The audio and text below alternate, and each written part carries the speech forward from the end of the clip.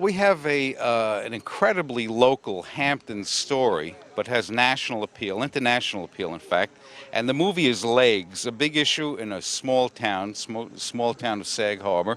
And I'm here with the two principals, and it's amazing. It's Beatrice Alda. Hi. And her partner here, Jennifer Brooke. Hi. And this story, what got you interested in it? Well, we actually live in the town that we based it in, and these legs were a big controversy in the village. So people talked about it. They talked about it at the laundromat, at the dry cleaning, they talked wherever they were. And we basically said, what's this big issue? What is the big stink about these two legs, right? A piece of art. Legs. Yeah.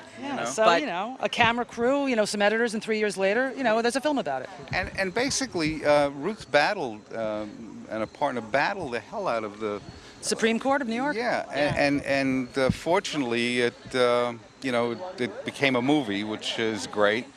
But don't you think it's kind of crazy, all this ruckus about a piece of art? That's what our film's about. But small towns are crazy.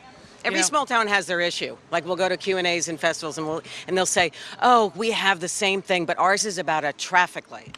Really? I mean, and the town's in an uproar. In an uproar, yeah. And it brings out, the film really it uses the art as an entryway to discussing what life is like in small towns and how people have to coexist even though they may not agree, even though they don't like what's in their neighbor's yard. Is it their right? And here there's incredible pieces of art and things that happen all around. It's like the gateway to the Hamptons in Manorville. I'm pushing the gateway further out. Pretty soon it's going to be in Staten Island, gateway to the Hamptons. But the Stargazer, you're familiar with that? Sure. And when that was originally put up, and the artist passed away and everything, it caused all sorts. Originally it was supposed to be put out here somewhere, but they didn't want. Oh no, we can't have that out here. And the same thing with the harbor. They had an egret that they didn't want that out there. It's going to just. But these legs with Larry Rivers, who was an incredible fixture out here and an art force. We say, well, what the heck is going on? And it's something that you don't have to pay to get into a museum to see. You could take your pictures in front of it, and it's a hoot. Well, that's how the owners feel. They feel like, if anything, they've brought art into a public, viewing. And what could be bad about that, right? Makes people talk. Makes people say, oh, did you see on that corner? It's a landmark But the now. person who originally complained was the neighbor, and her kitchen window faced them, and she didn't want that. All right. So that's how it got deemed a structure, which is a really big point in the film, is like, what is art? But what were they really complaining about? Were they complaining about the legs, the owners of the legs? Were there issues with them because they aren't locals? And the fact that the building was an old church. It's an old church. There are two women who live together. And some people don't want change. They want to keep the historical village as it was, and that means no provocative big piece of art. Right. Unless it's a big whale. Big whale. Whale is very good. Whale is good. Thumbs up on the whales, yeah. Right, especially if they come from Wall Street, those big, those big whales. Financial whales we like, but it's amazing. And Ruth is a character, celebrity. She's, she comes from outspoken. And she came from the Israeli military. And she settled out here years ago and brought a lot of excitement, entertainment to the East End.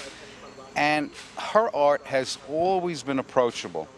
When you go into a gallery, I used to bring my sons when they were tiny youngsters, and the art was approachable. You saw, every stripe of artist, and they were quite friendly and open to everybody. There was an ice cream parlor, and kids used to come in dripping ice cream cones into her place. And she didn't mind because she felt that was their initial exposure to art, which was great. But so now, is there a distributor to this movie, or? Not yet, but we're moving towards that. Okay, that's one of the things that, in the 24 years we've been doing this, we started with the film festival early on. One of the Jerry Lewis used to have his telethon during the Labor Day weekend. Well, we always say, if there's any distributors at home or high finance people that want to lift this thing where it should be and could be, then you just contact. You go on Facebook /Legs the Film. Legs the Film. Yeah. And check it out. Our first feature got distribution, and we haven't. We're just at the beginning of looking for this, so we should get. Oh, We believe in without you. a If you're doubt. out there, we believe Just come. you're going to want the film. You trust these faces? They've never lied to you We've before. never lied to you. I have maybe Distribute our film. a couple of times.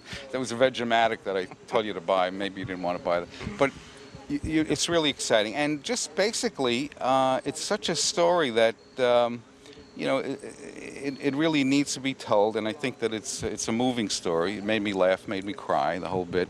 But I think that if you really believe in art and having a free expression, this is the thing to see.